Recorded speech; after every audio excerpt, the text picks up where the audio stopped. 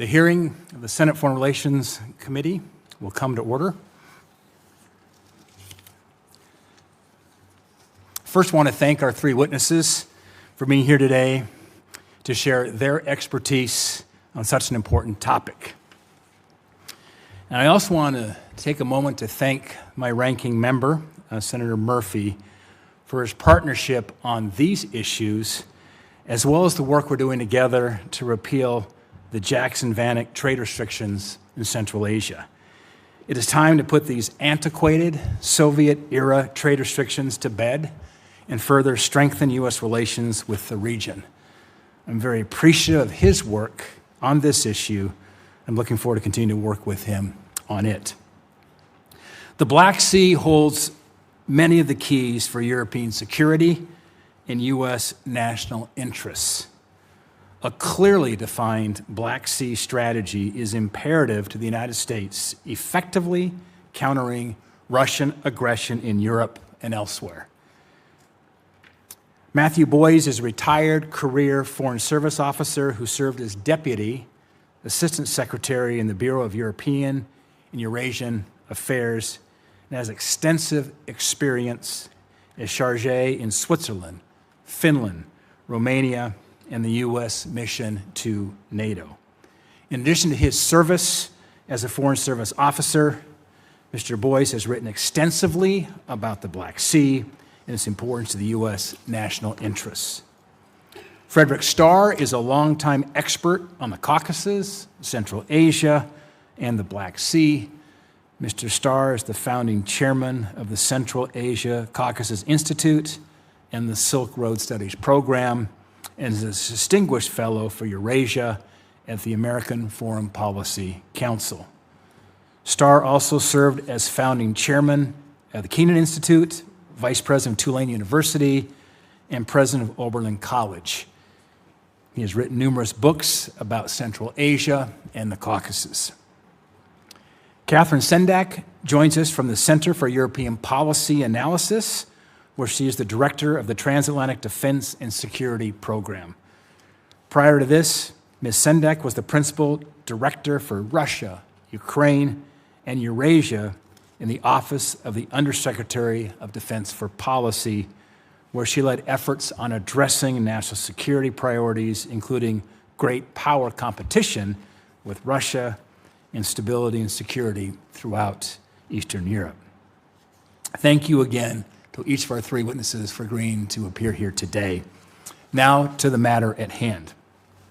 Energy security is national security, and this fact was made even more abundantly clear in the wake of Russia's invasion of Ukraine.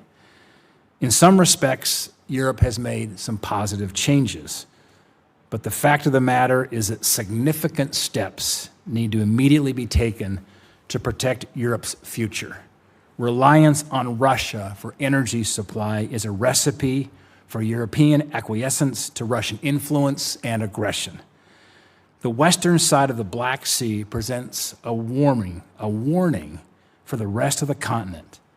The nations who border the Black Sea face profound challenges to their national security due to unreliable energy flows and lack of baseload power. They're all taking positive steps towards rectifying the situation, and their proactive action to address their insecurity should motivate the rest of Europe and encourage them to take steps to avoid a similar outcome. Now is the moment for practical energy solutions, which countries like Moldova, Romania, and Bulgaria are pursuing. The recent peace deal in the Caucasus uncorks Central Asia's vast energy resources and creates a future wherein these resources, as well as other sources of power, can flow, be they gas, oil, nuclear, hydro, or others, to build the reliable baseload power necessary for their economies and their national security.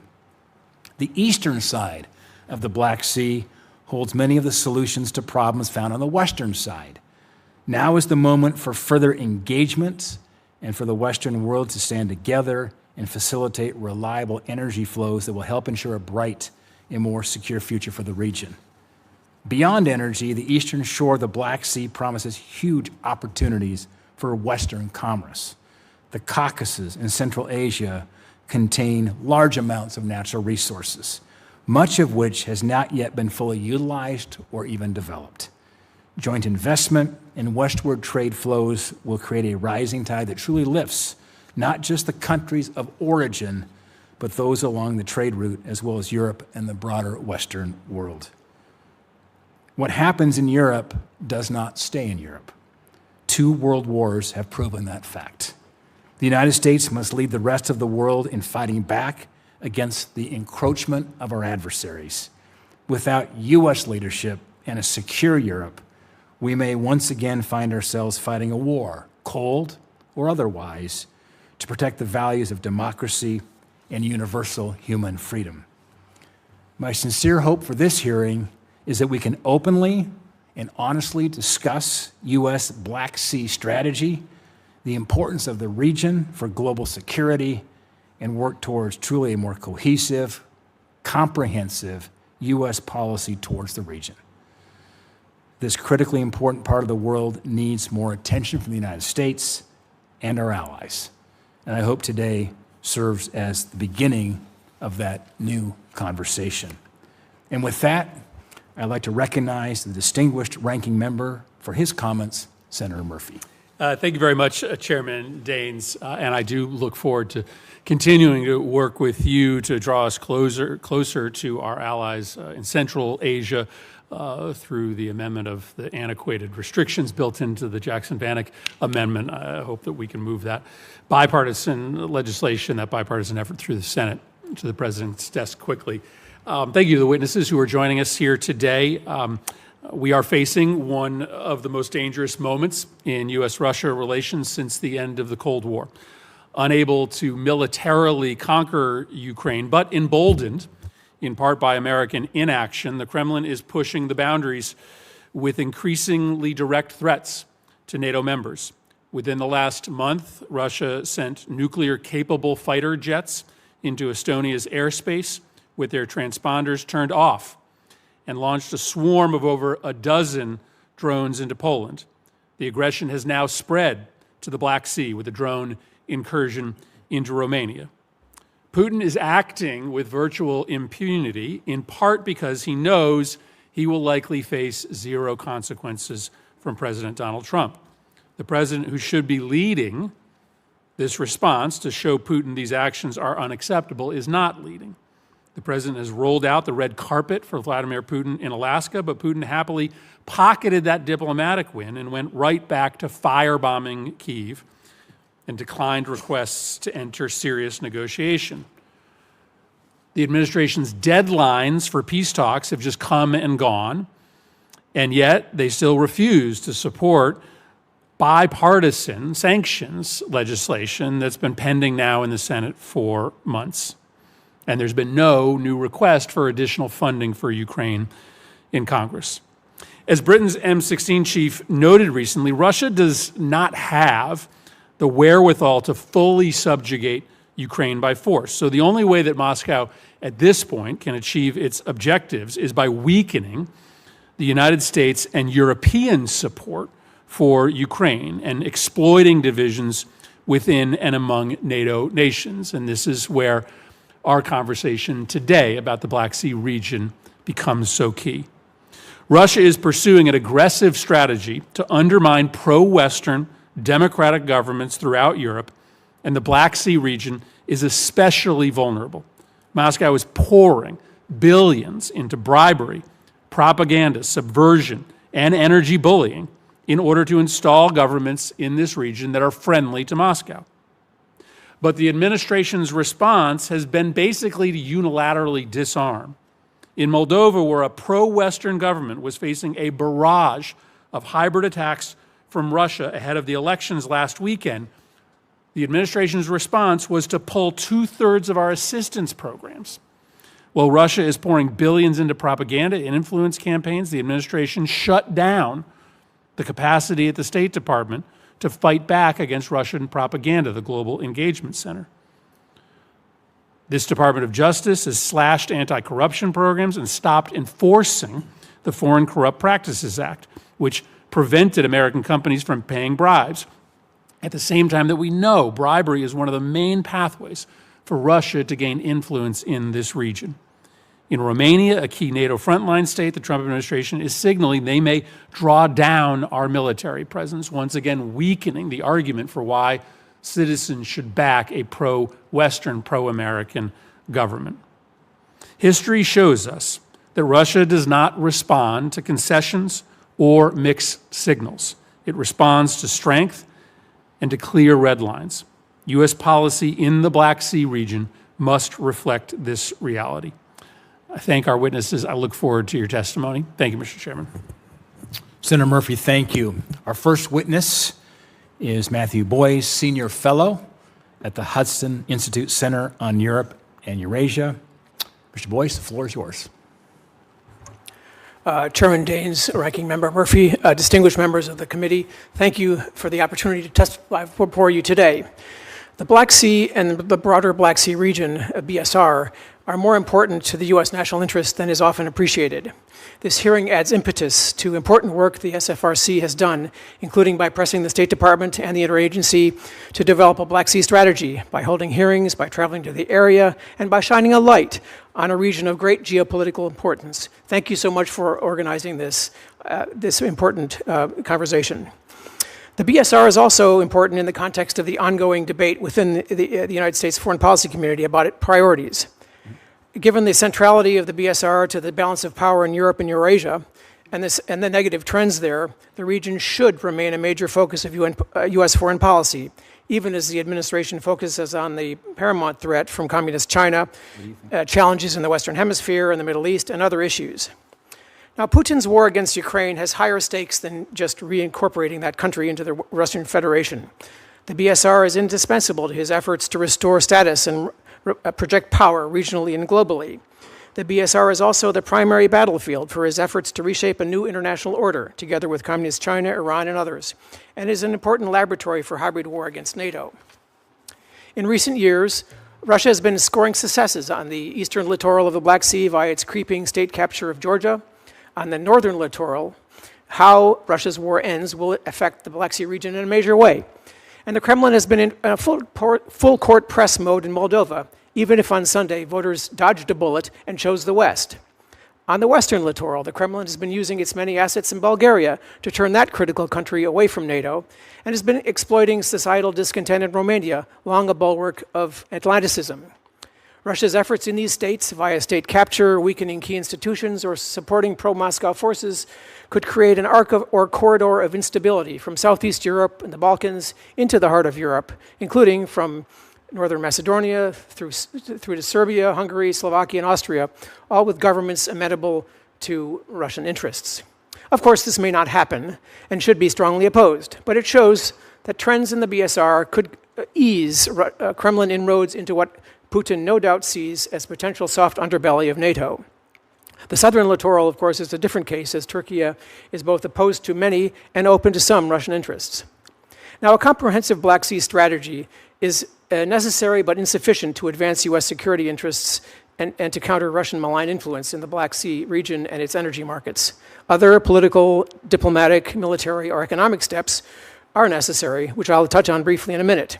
But just on energy, the USG should ramp up its engagement with BSR states to diversify further away from Russian sources, such as by supporting more LNG sales and nuclear energy cooperation, including SMRs.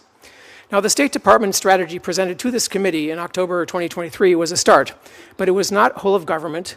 It was more a laundry list of intentions, and it wasn't that focused on energy. It didn't really contain a timeline, and it wasn't well resourced.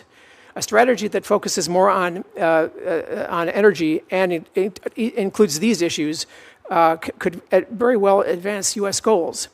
But also, blunt language, like we recently saw from President Trump, also reminds allies and friends that the U.S. cannot want European energy security more than they do. Now, for trade and commerce to flourish in the Black Sea region, the Black Sea must remain free and open. Freedom of navigation is essential. That is not currently the case. Yes, trade takes place, but the war negatively affects trade and economic relations and the BSR role as a trade crossroads over the millennia.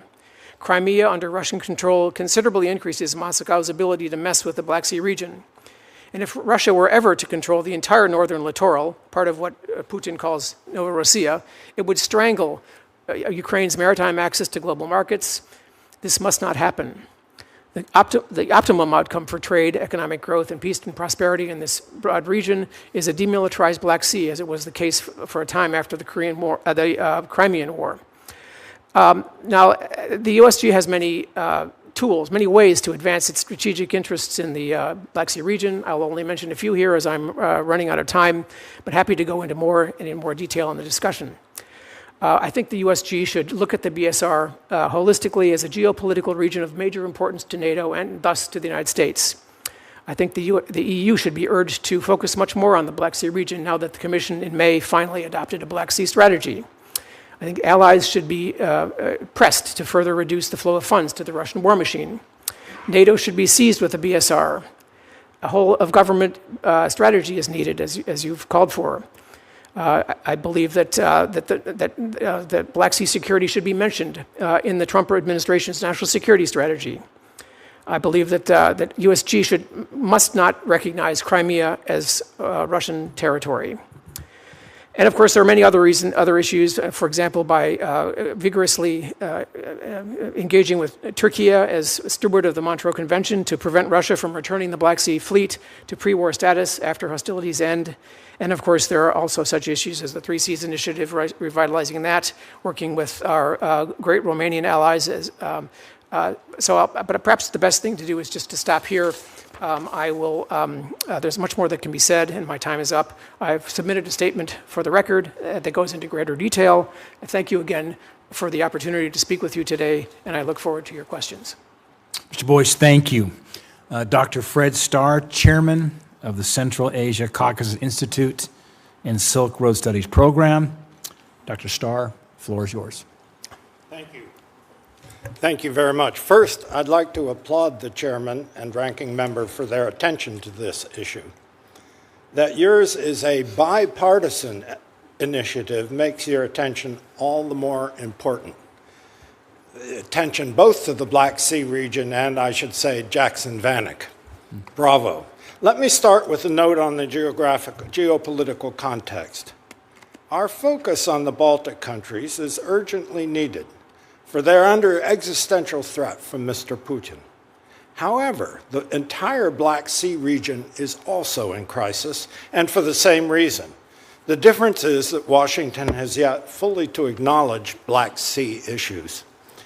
Like the Baltic area, the Black Sea region includes 3 members of NATO, Romania, Bulgaria, and Turkey.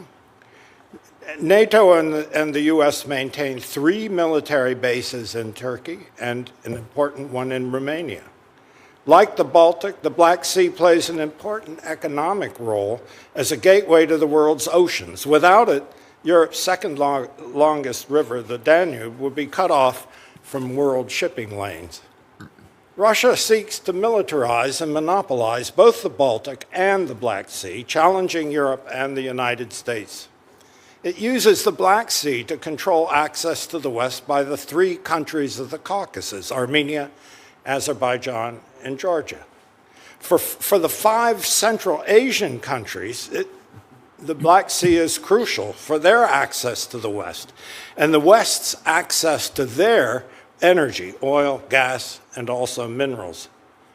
Beyond this, Russia still maintains the most powerful military presence on the Black Sea and continues to be able to use its assets there to project power into the Middle East, Africa, and beyond.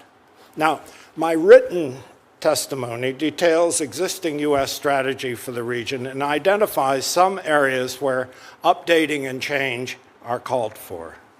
Here, however, let me focus on what a strategy embracing current realities might include. A revised strategy should be based on this committee's 2023 document on the region, but has to comb out its irrelevancies and be more blunt in identifying and addressing threats. So let me offer 6 possible elements of a revised U.S. strategy for the region. First, add Ukraine, Moldova, and the 3 countries of the Caucasus, Armenia, Azerbaijan, and Georgia, to the list of states with direct vital interests in the Black Sea. Also, acknowledge the critical importance of a free and open Black Sea for Western access to the resources of the 5 countries of Central Asia, and for those countries to enable those countries to build economic ties with the West that can balance the tide of investment that is coming to them from China and Russia. Second, affirm the United Nations General Assembly's resolution of 27 March 2014, declaring that Crimea belongs to Ukraine, and help Ukraine to implement it. Third, consistent with NATO's forward posture, strengthen the naval capacities of Bulgaria and Romania, and work with other countries to assist non-NATO members, non-NATO member Ukraine, to strengthen its navy. Fourth, establish a rotating NATO naval presence in the Black Sea. Fifth, to ensure regional buy-in through regular consultations, establish a permanent Black Sea Council. And sixth, acknowledge Turkey's special relevance and interest in Black Sea security and engage Turkey more actively in advancing the above goals. Now, these are just suggestions of how our current strategy might be updated to confront current realities. But let me conclude with a very different note. These suggestions identify today's Russia as a malign force in the Black Sea region. However, President Putin's assault on Ukraine is faltering badly, and Russia is on the brink of bankruptcy. We grossly underestimate the significance of both these developments, which are disgracefully underreported in the American press and in American political discourse. A post-Putin Russia is already dawning, but its contours remain totally unknown. I therefore urge your committee as a whole to begin now to review U.S. strategy in light of all the most likely lines of Russia's further evolution. Thank you very much. Dr. Starr, thank you for your testimony. Katherine Sendak, Director of the Transatlantic Defense and Security Program at the Center for European Policy Analysis. Ms. Sendak, the floor is yours. Thank you so much, Chairman Daines, Ranking Member Murphy, and distinguished members of the Subcommittee on Europe and Regional Security Cooperation. It is an honor to address you today on this critical and timely matter of U.S. national security and policy. I should note that the views expressed in this testimony do not reflect those of the Center for European Policy Analysis or its staff and fellows. CEPA for the past 20 years has spent a lot of time focusing on the Black Sea, producing a lot of analysis and recommendations, looking how to highlight the importance of the region to both European and global security. While much of the policy focus has centered on the war inside Ukraine, rightfully so, the broader regional strategy, particularly concerning the Black Sea, as was stated before, remains severely ill-defined and underdeveloped. This gap in a comprehensive, well-defined, and well-resourced Black Sea strategy puts long-term prospects for stability and security at risk, not only in Ukraine, but across the European continent.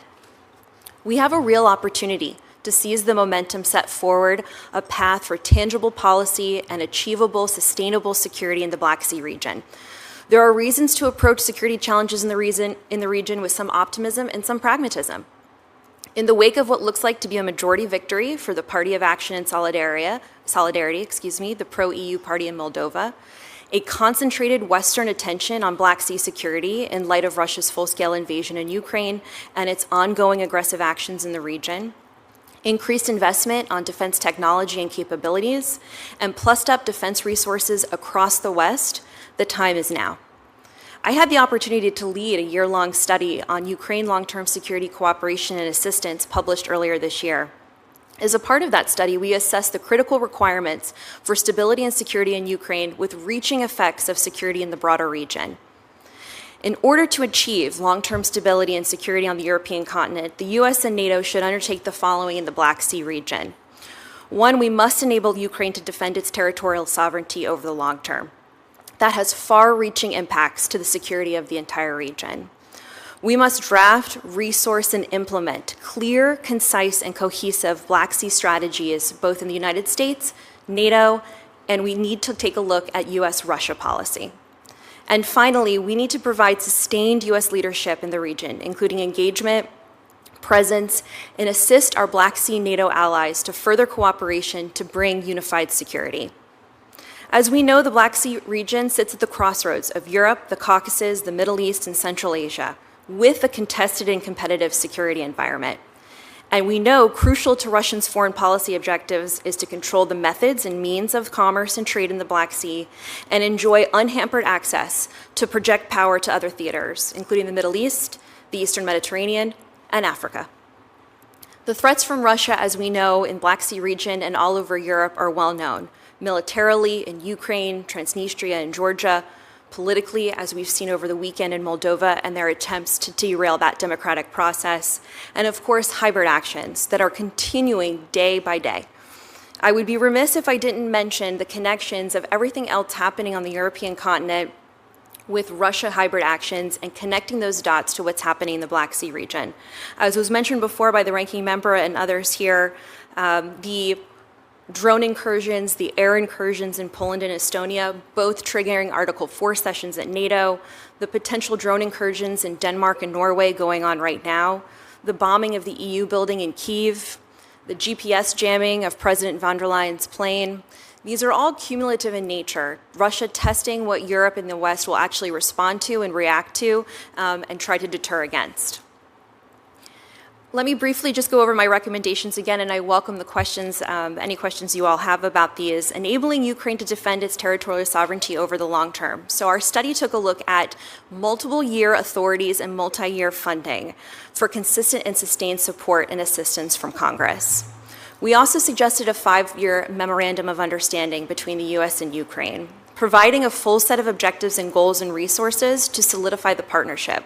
That partnership and solidifying that partnership over the long term will provide consistency and have ripple effects throughout the region. Security cooperation and assistance programs spanning the spectrum of issue sets, military, civilian, reforms, education, creating the opportunity for substantive generational capacity building and change throughout the region. Drafting, resourcing, and implementing Black Sea strategies in our US-Russia policy are clear. We need to relook at the US Black Sea strategy and how to implement that further. We need to create a Black Sea strategy at NATO, and the US must examine a comprehensive US-Russia policy moving forward.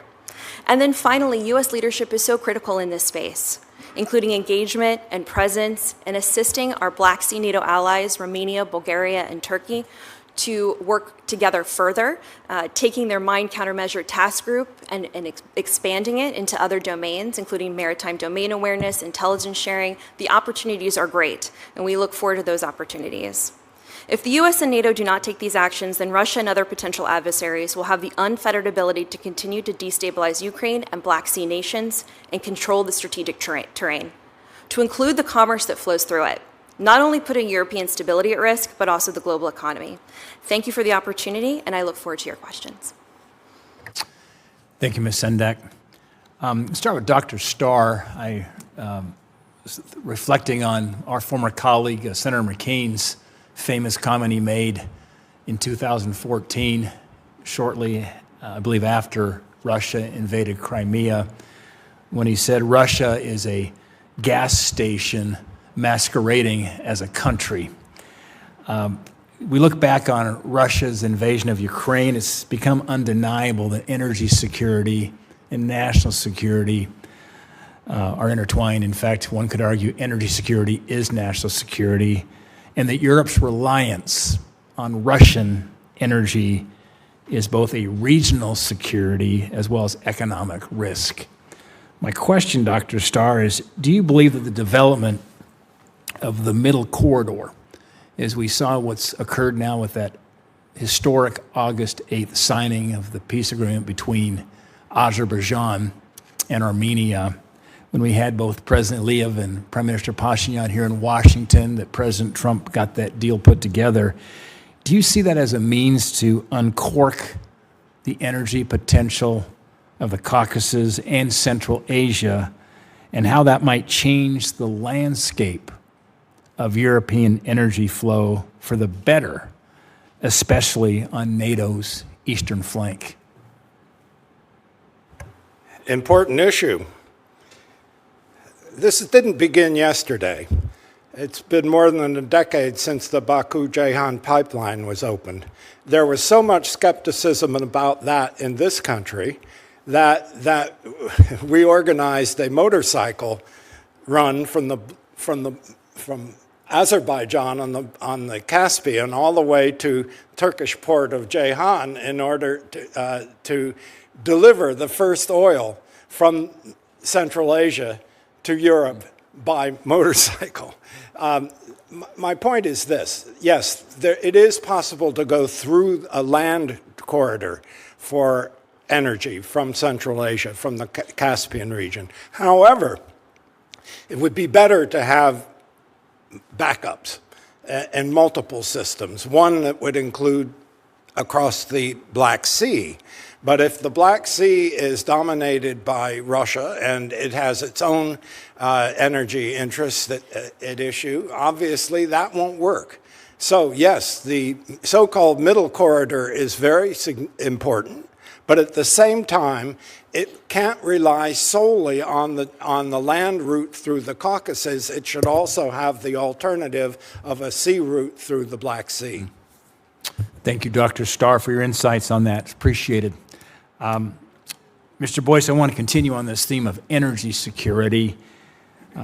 In May of this year, western states of the Black Sea region began construction of a vertical gas corridor as a means to push energy into starved parts of Europe.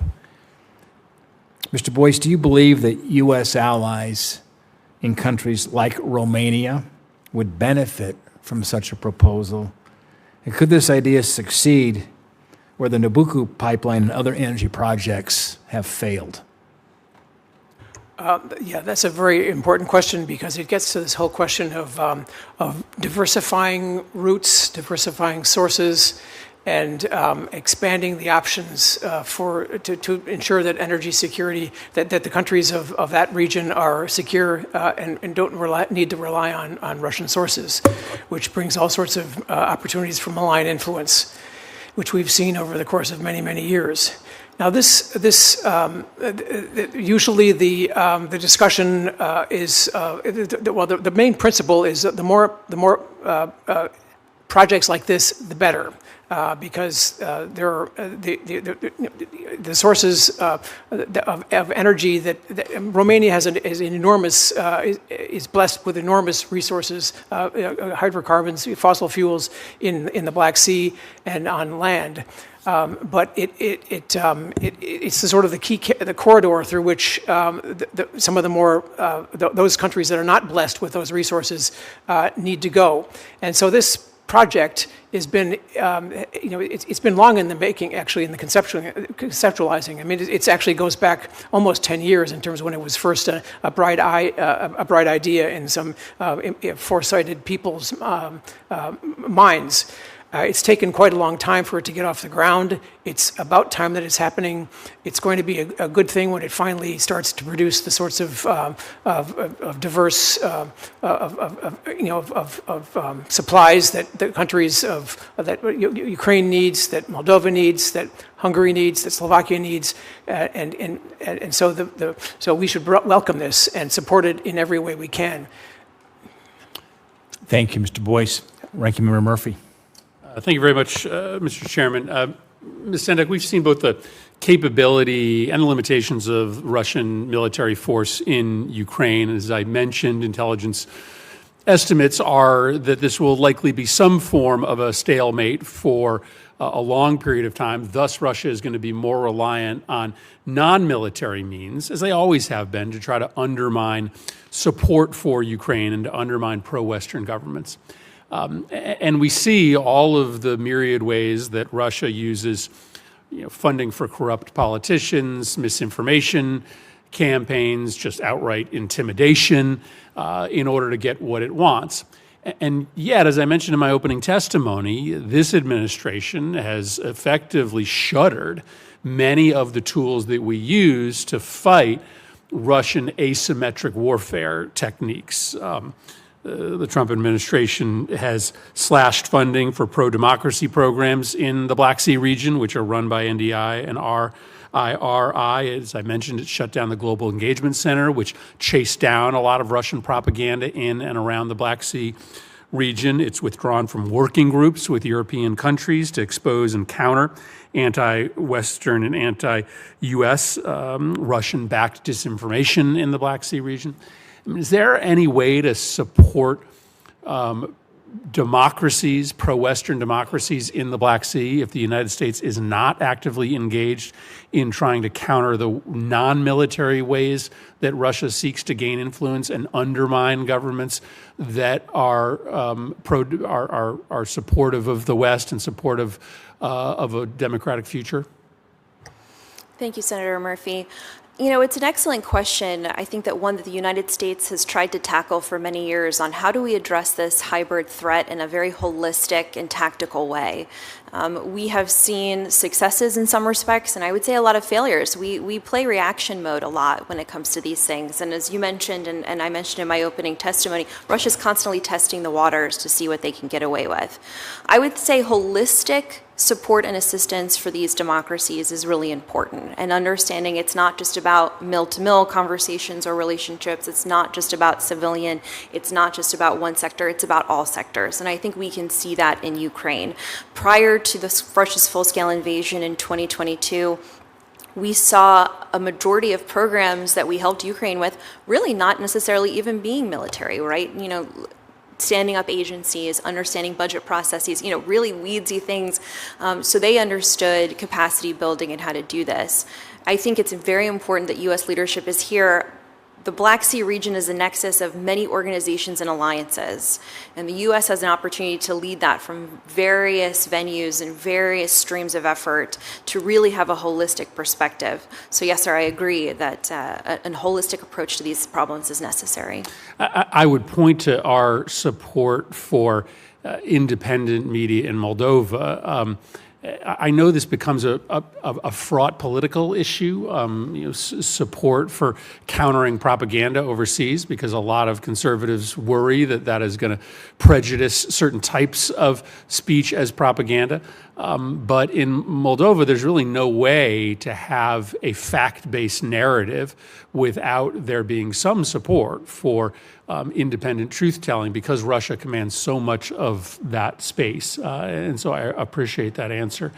Mr. Boyse, I wanted to sort of stay on this thread of how we use non-military funds to support our allies in the Black Sea. And I agree with Senator Daines that energy independence is a key goal for the region.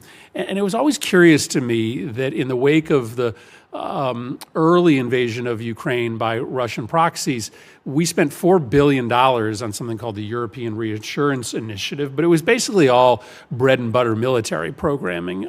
Had we spent maybe $1 billion of that $4 billion on helping Eastern Europe and the Black Sea become energy independent of Russia, we might not be in the position that we are today. And so I always find it curious that I agree with Senator Daines that energy security is national security. And I guess my question is, should we be considering putting sort of hard U.S. national security dollars into regional energy independence projects? Should we start to fund energy independence in the same way that we fund military support for the region? A lot more projects could get done there if the United States was willing to put some muscle behind it. That's a question, Senator Murphy, that is near and dear to my heart because I was the Sherpa for the 3 Cs initiative during most of the Trump administration, and we were actually making a fair amount of progress on and energy is one of the three pillars. And much of although the investment that did in fact go into the 3 Cs investment fund, a lot of it went into the energy pillar. That initiative has a lot more potential than has been realized. And I hope that the Trump administration takes it up again because there's a lot of goodness there, a lot of interest on the part of our allies in the region, the members of the 3 Cs world, and there are as you say taxpayer dollars that are available for this through the DFC. I think that so to the extent that we can sort of revitalize this or get this kind of going again, I think there would be a lot of receptivity on the part of the countries themselves. Many of the countries in the region have been the beneficiaries of U.S. investment via the DFC and via the 3 Cs investment fund. There's so much more potential there. The needs are enormous. The investment needs are enormous. The capital markets are available for this too, because a lot of the investment that is going into the Neptune Deep field, for example, in offshore Romania, and has been going into the pipelines, and has been going into offshore wind farms and onshore wind farms, and would go into investment in Bulgarian the Bulgarian EEZ and its territories as well. Not to mention Turkey is available. So there is a considerable amount, of course, available in the capital markets too, because those will be profitable.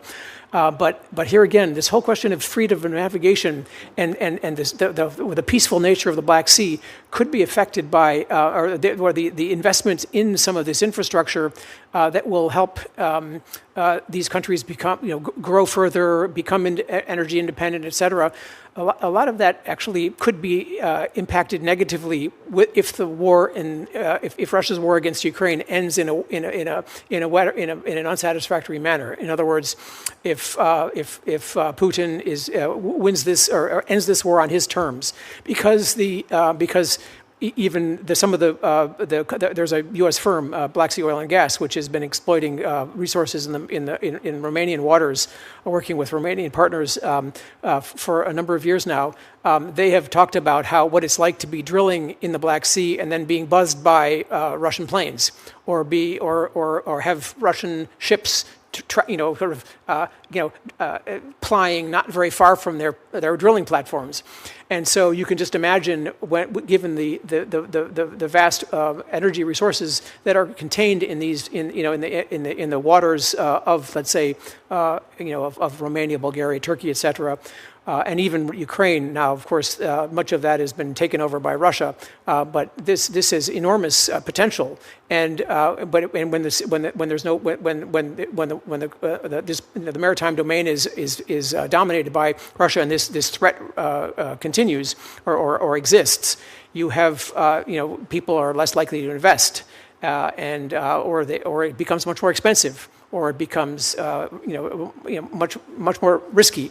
And so it's important that we try to keep the maritime domain peaceful, stable, etc., so that all the vast energy needs in Europe can be supplied in part by the countries on the Black Sea which do have such major resources themselves. In addition, of course, to the other ways that the U.S. taxpayer or the USG, for example, could support that in additional ways. Thank you. I want to shift gears for a moment and talk about probably maritime security and specifically the Bosphorus. I know every time you fly in and out of Istanbul, if you're transiting or stopping there, you're coming in to final approach, you just look at all the ships, cargo, and the containers that are backed up going in and through there, that very important part of the world.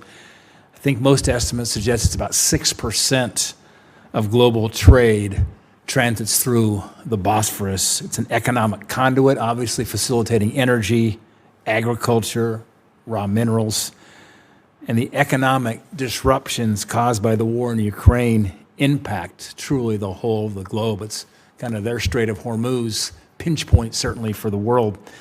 My question for everybody, I'd like each of you maybe to answer this, is how do we work with our allies to invest in maritime security and to ensure that Russia or other adversaries don't stifle navigation and trade?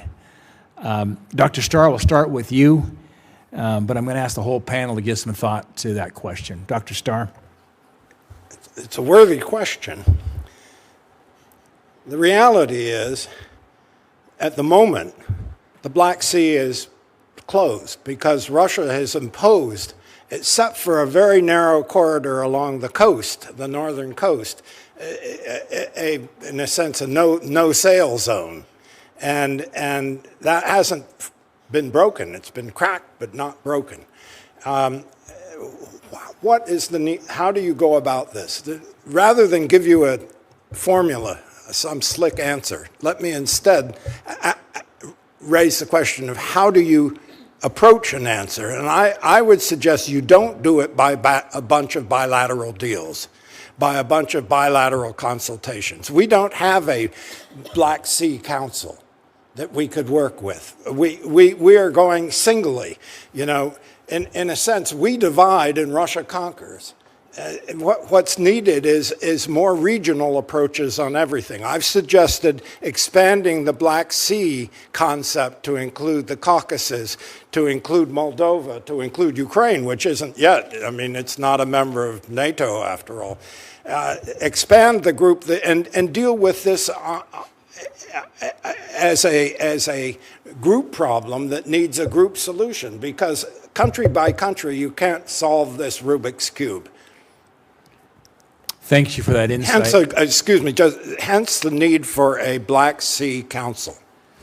Well, it's think about the Caucasus too, in terms of Georgia has add it to them. Oceanfront property there on the Black Sea. Absolutely. Ms. Sendak, your thoughts?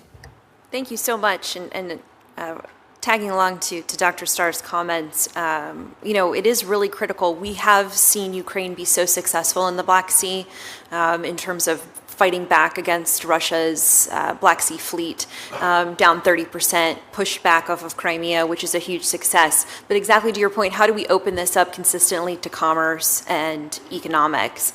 This is why I think a great suggestion is broadening what the NATO allies on the Black Sea can do. I do believe NATO should be talking now about how to start opening up the Black Sea to non-Black Sea allies. I think that's a really important step in a series of discussions that NATO should be having now, of course, in light of Turkey and the Montreux Convention. But I would say the opportunities for Romania, Bulgaria, and Turkey to come together, agree on a list of items to push forward in a leadership position at the alliance, and really come at this from a position of this is our neighborhood. We're going to take these things on, much like what we've seen in the Baltic Sea. I think what we've seen from our Baltic allies is the ability to speak with one voice on threat and speak with one voice about how they would like to see the security of their region look. And I think the opportunity is there for our NATO allies in the Black Sea to do the same. And that leadership should have the ripple effect that we might be seeking in terms of stability on the sea. Ms. Sendak, you brought up Turkey, and I think when you look at the map, nobody has more square footage than Turkey in terms of frontage on the Black Sea. Thoughts on Turkey? Yes. Well, you know, we have seen them pivot to a little bit more concentration in the Black Sea, which I think is a very positive step. And I see them having obviously a huge leadership role in the Black Sea. Given the Bosphorus, given the Montreux Convention, letting people in and out and ships in and out, it's a critical role. And I think the more that we can incorporate, I think Dr. Starr mentioned in his opening statement, the more we can incorporate Turkey's role in this in a leadership position with their other allies, I think is absolutely critical. They're mentioned frequently in the EU Black Sea strategy, knowing full well that their buy-in and leadership is absolutely critical to make any of this happen. Thanks, Ms. Sendak. Mr. Boyse. Oh, there's some activity already going on already. But at first, I should sort of hats off to the Ukrainian military for actually keeping the Black Sea sort of relatively, sort of at least part of it open. Because right now we have the Russian Black Sea Fleet pretty much bottled up in Novorossiysk and unable to operate even freely, even if it is able to put at risk a lot of ship traffic, maritime traffic in the body of water itself. But of the things that are, and so that we I think the fact that there is some, there's still commerce going on is actually a tribute in large part to them, as well as to our Turkish allies who've helped to keep that open.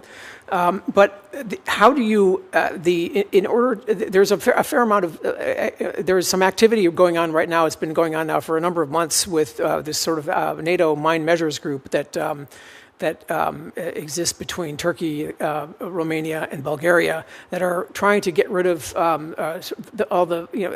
nobody knows how many mines are actually in the Black Sea, but they do threaten freedom of navigation because they make, first of all, they're a threat to shipping. They raise insurance rates. I mean, they make it much more risky to apply commercially.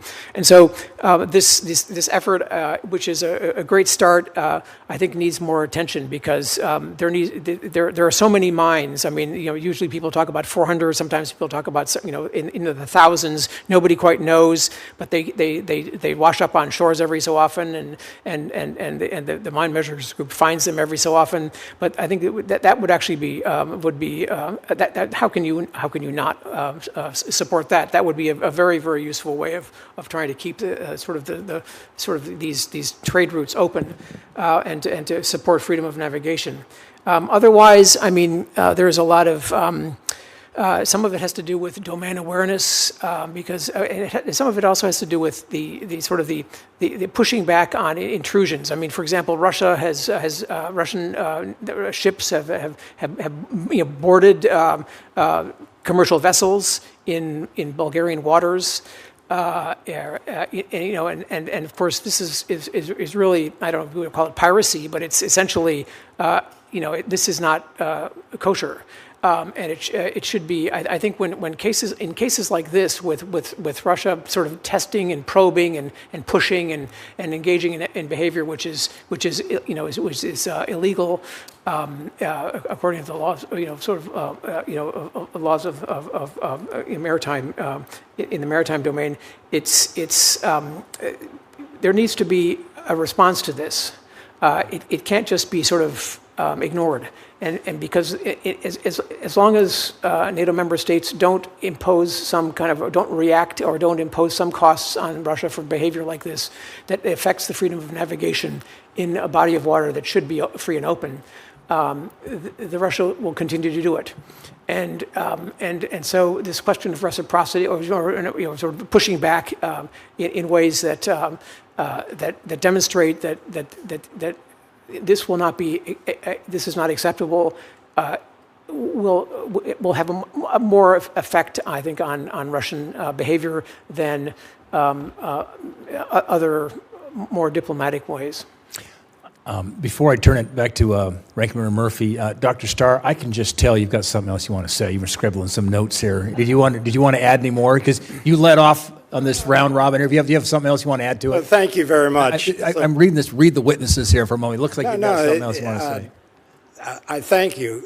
I was thinking about comments you made, and I think we all agree there's no debate about the absolute important centrality of energy, oil and gas, and of crucial minerals and so on. But that is, if we only do that, we won't get to where we want to get. And I think Senator Murphy has made this point. What do you do then? Well, look what we're dealing with. We're dealing with the many countries whose long-term fate is absolutely not clear at this point. We're, of course, Ukraine. We're also Moldova. Look at the situation there. Positive steps very recently. We'll see. Georgia, my goodness, what a complex mess that is at the moment. Armenia, Azerbaijan, well, they've recently taken very significant steps, but the issue isn't clear there either.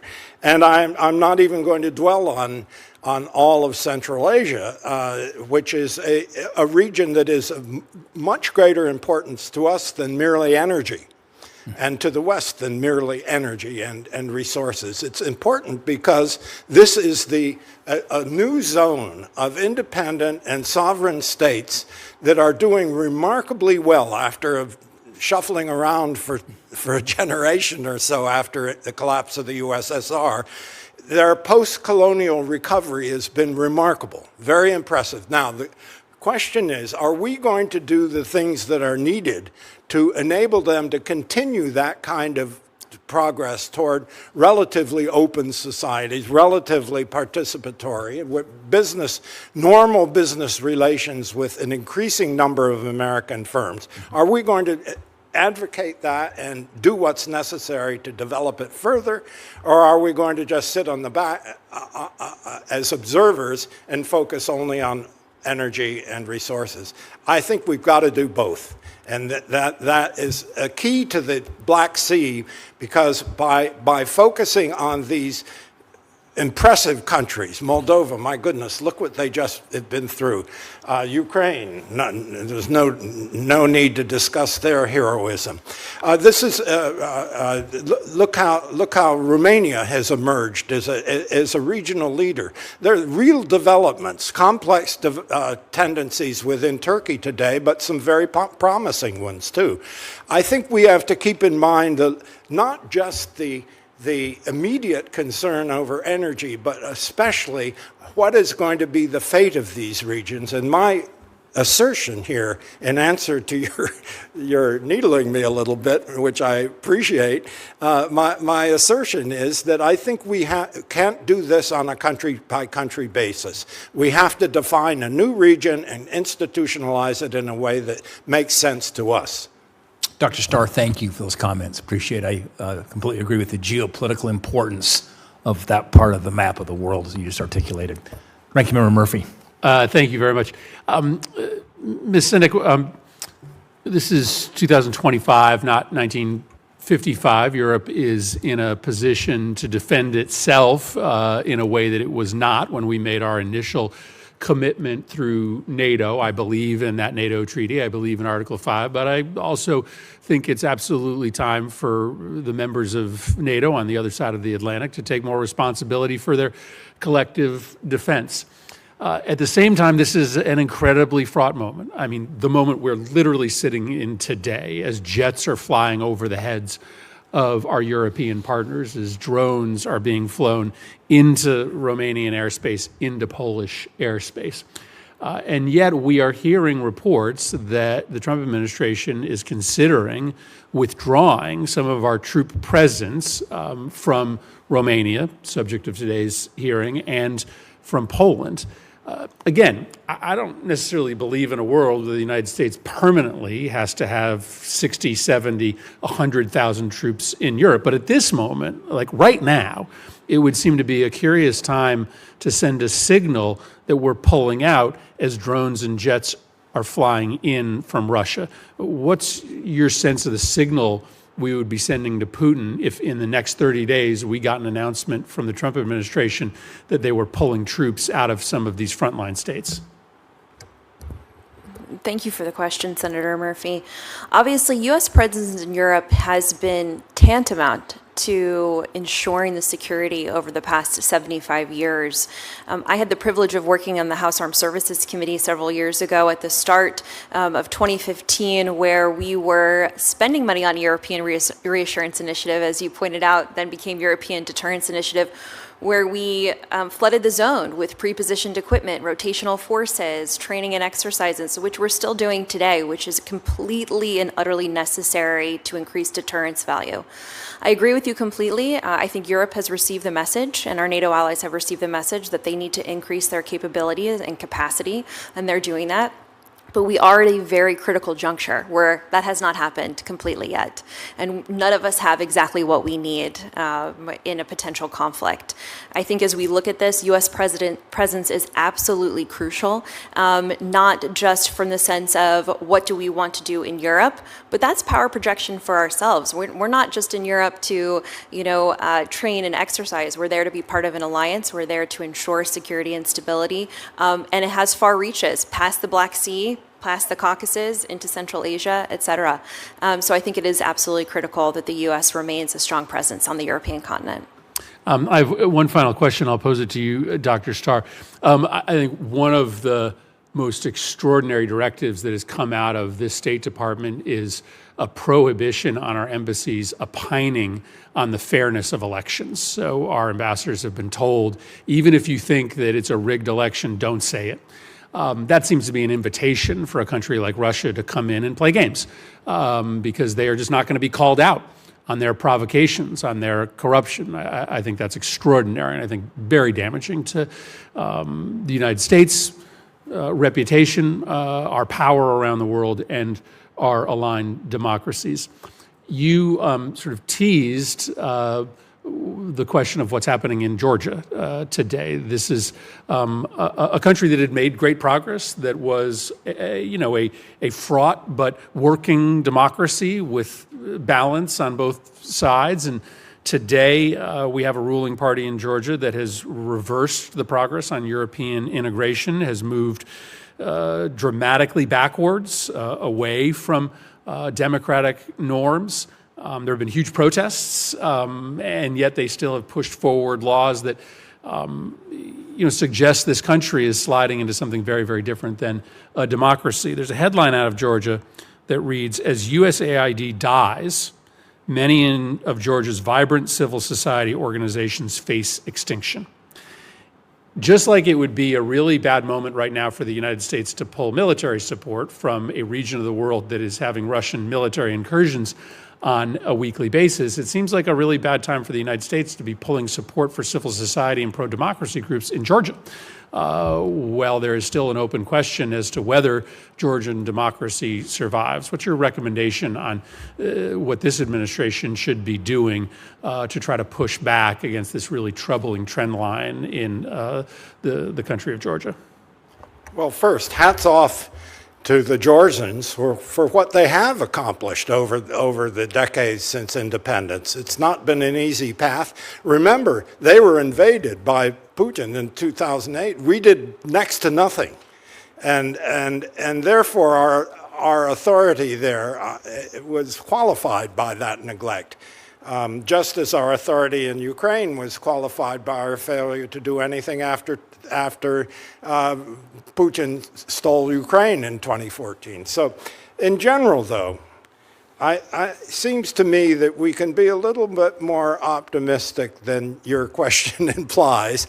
Why do I say, with regard to Georgia, why do I say that? Because Putin is not a long-termer.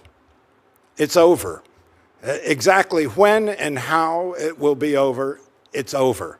He doesn't have the resources. He doesn't have the manpower. He doesn't have the export that he did have, and he has a society that is deeply, deeply alienated, not by the war, but by the economic hardship that is now felt by everyone outside of the two major cities. He's going to be out of there sooner than we think. And the minute that happens, Mr. Ivanishvili, even though he's moved his money out of Russia, he's out. And the whole situation in Georgia will change. I think we should be concentrating on what's going on in Russia. I do agree with you that we accomplished a lot through our support for various democratic institutions during that period. I also have to admit, having been an election observer several times in Central Asia, that there have been cases where officially sponsored observers by the U.S. have actually missed the reality and distorted things, which is widely known locally. So I'm for moderation on that. not elimination, but moderation, but concentrating on the dominant issue throughout the region, and that is what's going to follow Putin in Russia. If it's more of the same or worse, we should be planning for it. If it's a dramatic change for the better, as occurred after the disastrous Russian defeat in the Crimean War in the 19th century, disastrous, that produced an age of reform. That's when they emancipated 90 million serfs before we freed slaves, 2 years before Lincoln. That's when they created a new legal system. I'm not saying that's going to happen, but we have to consider all post-Putin possibilities because they are going to determine the validity of what we propose and do now. Well, it is certainly true that throughout history, it is the overextension of Russian military power that has led to collapse of Russian regimes. It is probably also true that it's been generally a bad bet to bet on Russian enlightenment following those moments of leadership change. But I think it's an important caution. We were told forever, for instance, that Assad was weak. It was just a matter of time. It seemed to be a fool's errand, and then all of a sudden, overnight, he was gone. And maybe we didn't spend enough time planning for that moment because we just didn't believe that it was true. And so it's, I think, wise counsel for us to think about how you would manage a post-Putin Russia, and maybe an opportunity for this committee to engage in important inquiry and a little bit of trolling at the same time. Noted there. Okay. Well, thank you. Sincere thank you to a great back and forth and dialogue on some very complicated issues in a complicated part of the world. A sincere thank you to all of our witnesses for attending today and providing us with the benefit of your testimony. For the information of members, the record will remain open until the close of business tomorrow, October 1st. We ask the witness to respond as promptly as possible. Your response will also be made a part of the record. With the thanks of this committee, the hearing is now adjourned.